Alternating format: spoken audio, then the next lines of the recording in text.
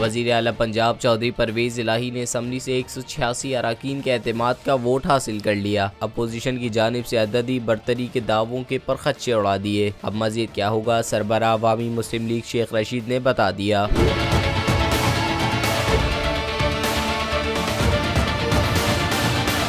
कहा कि एतमाद का वोट हो गया, अब इमरान खान असम्बलियाँ तोड़ देंगे। कप्तान का हतमी फैसला है कि वो ऐसी असम्बलियों में नहीं बैठेंगे। असम्बलियाँ तोड़ने के बाद इमरान खान अवाम में निकलेंगे। वो नहीं चाहते हैं वो खुद इन असम्बलियों के लिए इंतखाबी मुहिम चलाएं।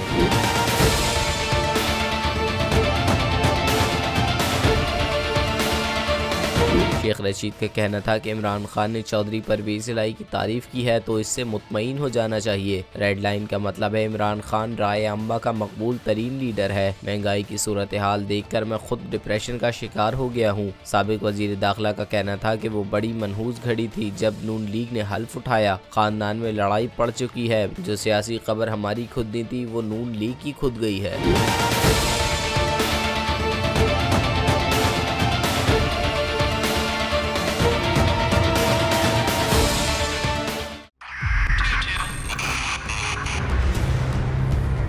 तोहफे भी देके गया पाकिस्तान की आवाम को। पाकिस्तान की आवाम को एक तोहफा ये दिया कि आवाम को पता चल गया कि पाकिस्तान का मीडिया क्या है। साल 2022 में सबसे ज्यादा देखे जाने वाला चैनल बोल न्यूज रहा नंबर 1। हमने बहुत सारे शोज और ट्रांसमिशंस की। पूरा साल मुसलसल जदोजहद में निकल गया कि ये वोट ऑफ कॉन्फिडेंस के पीछे कौन लोग थे।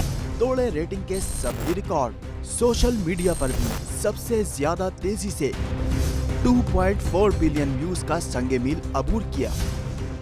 एंकर्स को भी आवाम में सबसे ज्यादा मकबूलियत मिली और सोशल मीडिया पर भी बोल रहा सब पर भारी।